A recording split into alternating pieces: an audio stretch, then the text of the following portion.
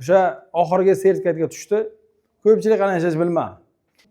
Bu savol bu mavzuga doir o'sha oxirgi sertifikatga tushdi. Ko'pchilik qanday yashash bilmadi. Shuning uchun bu mavzuning formulasini yaxshilab diqqat bilan eshiting. Aralashma degan mavzu, demak, birinchi savol qotishmalarga o'tishi mumkin. Demak, ikkita moddani qo'shishdan qotishma hosil bo'ladi. Qotishmaning birinchi massa aralashtirilgan birinchi massa M1, ikkinchi massa M2. Umumiy massa bu M qotishmaning massasi ikkita massa yig'indisiga teng. Buning protsenti keyinchalik konsentratsiya ham deyiladi bexros.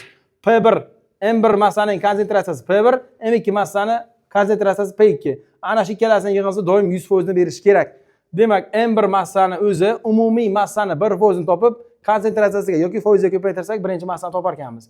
Ikkinchi massa umumiy massadan birinchi massani ayirib tashlasak ham chiqadi yoki umumiy massani 100 ga bo'lib, o'zining konsentratsiyasiga ko'paytirsak, ikkinchisining massasi kelib chiqadi. Massalarining mavzuni yaxshilab eslab qoling. Sizga tushib qolsa, keyin bilmasangiz voydod deb yurmang. Bo'ladi. Holat 5. 5-holatda qanday kelishi mumkin dedik?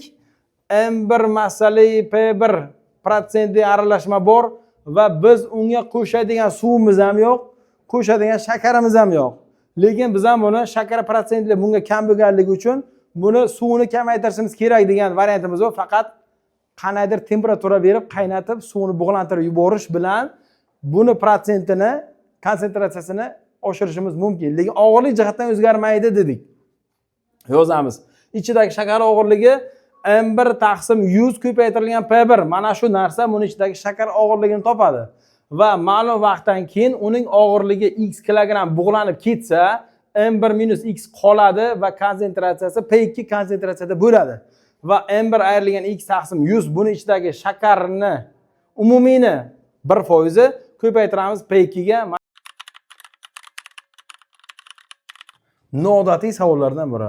Har doim uchravermaydi, sertifikatga katta ehtimol tushgan savol. Diqqat qilamiz, eshitamiz.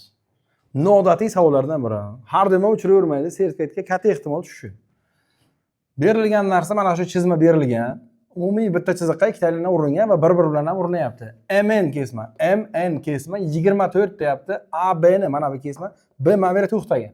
O'ngga teng bo'lsa deyapti. Kichik radius va katta radius toping degan savol ekan. Diqqat qiling, qanday ishlaymiz? B degan narsa mana bu yerdan bu yergacha bo'lgan masofa. Xo'p, mana bu yerga bitta perpendikulyar bunga tushirdik.